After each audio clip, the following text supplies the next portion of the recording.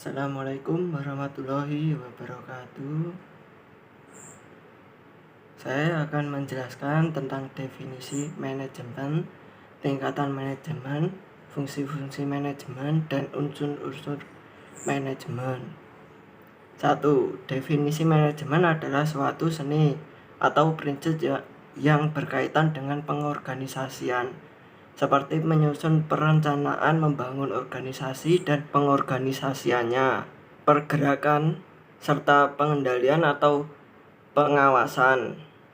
2. Ada 3 tingkatan manajemen, yaitu 1. Manajemen tingkatan puncak merupakan tingkatan manajemen paling atas dan juga mempunyai otoritas yang paling tinggi pada suatu organisasi perusahaan, serta memiliki tanggung jawab langsung kepada pemilik perusahaan. Tugas mereka adalah menentukan tujuan perusahaan. 2. Manajemen tingkatan menengah. Manajemen tingkatan menengah memiliki posisi tengah dari hierarki manajemen pada suatu perusahaan. Manajemen menengah ditunjuk langsung oleh manajemen puncak. Tugas mereka adalah merekrut, menyeleksi, dan menempatkan karyawan yang memang dibutuhkan oleh departemen atau unit kerja. 3. Manajemen tingkatan lini pertama.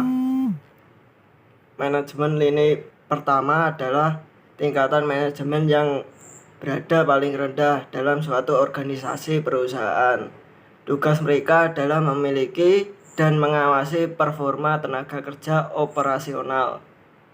Fungsi-fungsi manajemen yaitu 1. Perencanaan. Perencanaan adalah rangkaian proses pemilihan atau penetapan tujuan organisasi dan penentu strategi yang dibutuhkan untuk mencapai tujuan.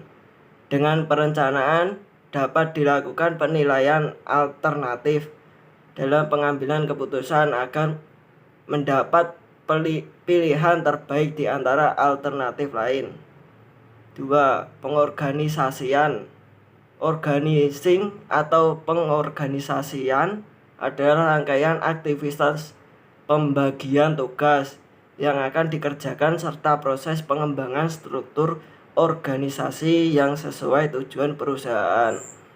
Tujuan organizing wajib dijalankan dengan baik agar dapat mengatur sebagai SDM atau sumber daya lain. 3. Fungsi penempatan. Di sini seorang pemimpin memiliki tugas menempatkan sumber daya yang terjadi sesuai dengan kebutuhan. Dengan demikian, proses pencapaian tujuan dapat dilakukan dengan lebih efektif dan efisien. 4. Pengarahan atau directing yaitu suatu tindakan yang berupaya agar semua anggota kelompok dapat berusaha meraih tujuan yang sesuai dengan rencana manajerial serta usaha.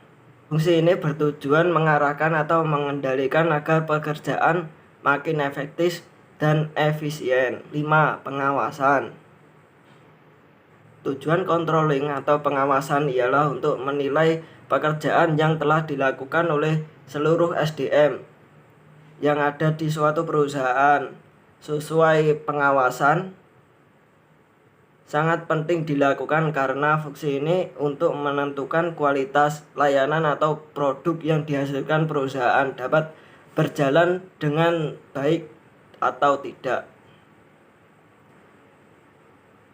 Yang keempat, unsur-unsur manajemen yaitu manusia atau human. Faktor yang paling utama dalam manajemen adalah manusia. Manusia membuat tujuan dan melakukan proses pencapaian tujuan tersebut. Dengan kata lain, proses kerja tidak akan terjadi bila terdapat unsur manusia di dalamnya. Uang atau money. Selain manusia, uang juga merupakan unsur manajemen yang sangat berpengaruh karena hasil kegiatan dapat diukur dari jumlah dan beredar di suatu perusahaan. Adanya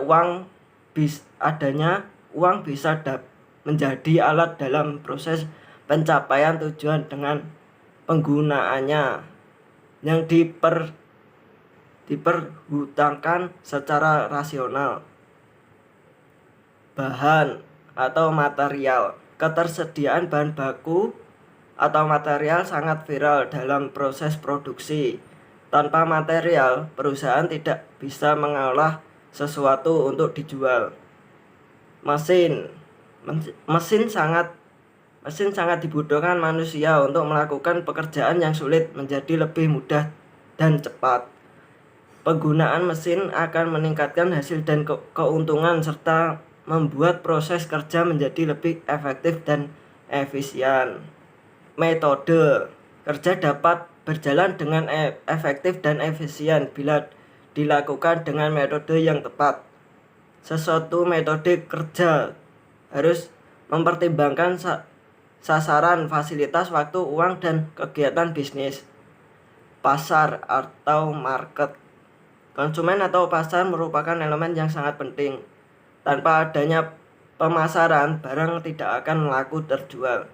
Hal itu dikarenakan tidak adanya permintaan yang bisa membuat produksi akan terhenti. Aktivitas perusahaan